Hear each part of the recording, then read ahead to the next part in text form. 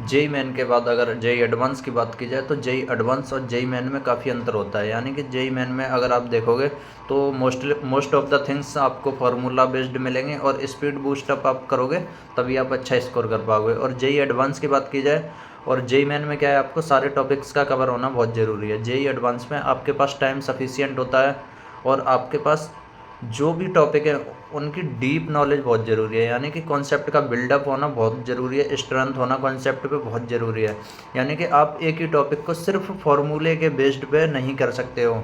JEE mains और JEE advance के paper में भी काफ़ी डिफरेंस होता है। यानी कि जेई मेंस की बात की जाए तो +4 - 1 की मार्किंग होती है, वहीं जेई एडवांस की बात की जाए तो उसमें सारी चीज़ें कॉन्सेप्चुअल होती हैं। यानी कि +4 - 2 +3 - 1 तो एमसीक्यू होते हैं, जिसमें +4 - 2 वाली बात की जाए तो उसमें आपको अगर कॉन्सेप्ट आपके क्लियर हैं तब तो आप उसको एमसीक्यू को कर पाओगे अच्छे से। अगर कॉन्सेप्ट क्लियर नहीं है तो फार्मूले से कुछ भी नहीं होता।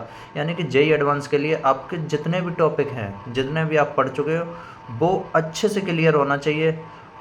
और आप कोशिश करो कि जो भी नए टॉपिक आप सोच रहे हो कि पढ़ने की, तो नए टॉपिक को कम से कम, यानी कि अगर आपने 1-2 बार पहले पढ़े हैं, अगर उन्हें रिवीजन की ज़रूरत है तो रिवीजन कर सकते हो। अदरवाइज़ आपके जितने टॉपिक पहले से रेडी हैं उन्हीं टॉपिक पर और ज़्यादा स्ट्रेंथ बिल्डअप करो। यानी कि उन्हीं टॉपिक पर आपको पीवाईक्यू करना है, एफएसटी करना है, फुल सिलेबस टेस्ट करना है, उन्हीं के लिए टाइम मैनेज भी करना है। यानी कि आपको शॉर्ट से शॉर्ट, आपके पास अगर शॉर्ट नोट्स हों तो उनसे रिवीजन करके आपको पीवाईक्यू देन मोस्ट इम्पॉर्टेंट हो जाता है कि फुल सिलेबस टेस्ट। हम फुल सिलेबस टेस्ट इस टाइम पे बहुत ज़रूरी होता है, उससे हमें अपनी रेंज पता चलती है कि मैं अगर इतना स्कोर कर रहा हूँ तो मैं मेरा जेई एडवांस में अप्रोक्स मेरे स्कोर के आसपास रहेगा। तो आपको पीवाईक्यू करना और फुल सिलेबस टेस्ट करना अनिवार्य हो जाता है जेई एडवांस के लिए। तो पहले तो इसके लिए आप डिसाइड कर लो कि मुझे इतने टॉपिक जेई एडवांस में पिकअप करने हैं। यानी कि आपको कुछ सिलेक्टेड टॉपिक ही करने होते हैं और उस सिलेक्टेड टॉपिक से आप अच्छा खासा स्कोर कर सकते हो 2 पेपर में मिक्स करके।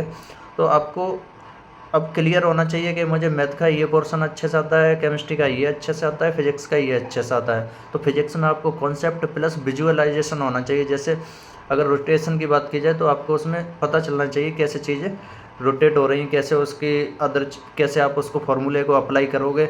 ऐसे ही केमिस्ट्री की बात की जाए तो ऑर्गेनिक केमिस्ट्री में अब जेईई मेंस में क्या था कि हमने एक रिएक्शन रट ली तो उससे हो गया। अब इसमें क्या आएगा, इसमें एक ही रिएक्शन के डिफरेंट फेस देखेंगे।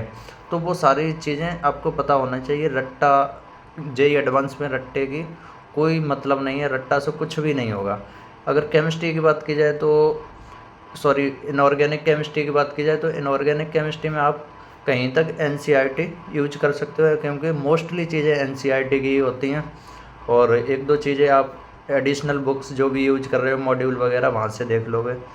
तो मेरा मतलब यही है कि जेईई एडवांस के लिए आपके जो टॉपिक पहले से प्रिपेयर है उन पर ज़्यादा ध्यान दो, और जो वीक टॉपिक हैं आपको लग रहा है कि ये मेरे से नहीं होंगे तो उनको क्विट कर दो। यानी कि आप अगर 1-2 टॉपिक छोड़ भी दोगे तो जेईई एडवांस में इतना इफेक्ट नहीं पड़ता है।